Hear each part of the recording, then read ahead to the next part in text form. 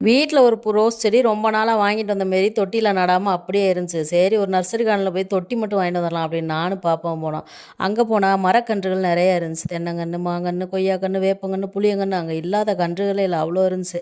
எல்லாத்தையும் பார்த்துட்டு சரி என்ட்ரன்ஸ்ல பூச்செடிலாம் இருந்துச்சு. வந்து பார்த்துட்டு நம்ம என்ன செடி வாங்க வந்தோம், தொட்டி வாங்க தானே வந்தோம் அப்படின்னு சொல்லிட்டு, சும்மா பார்க்கத்தானே போறோம் அப்படின்னு பார்த்துக்கிட்டு இருந்ததுல 4 தொட்டி 4 செடி வாங்கி அங்கேயே நட்டு வாங்கிட்டு வந்தாச்சு.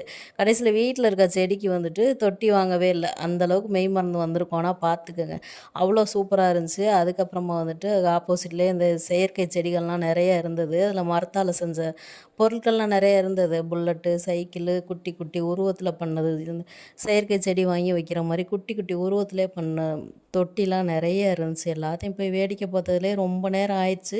தொட்டி வாங்கவும் மறந்தாச்சு. அதுக்கப்புறமா அதுக்கு மருந்து எல்லாம் வாங்கிட்டு வந்துட்டோம். என்னென்ன செடி வாங்கினோம் அப்படின்றத நான் நெக்ஸ்ட் வீடியோல சொல்றேன்.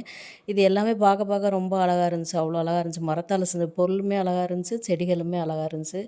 எல்லாத்தையும் பார்த்ததுலயே வந்துட்டு நைட் ஆயிடுச்சு. நாங்க போனது சாயந்தரம். ஆனா வீட்டுக்கு வந்தது நைட் ஆயிடுச்சு. வீட்டுக்கு வந்த பின்னாடி தான் யோசிச்சு பார்த்தோம்.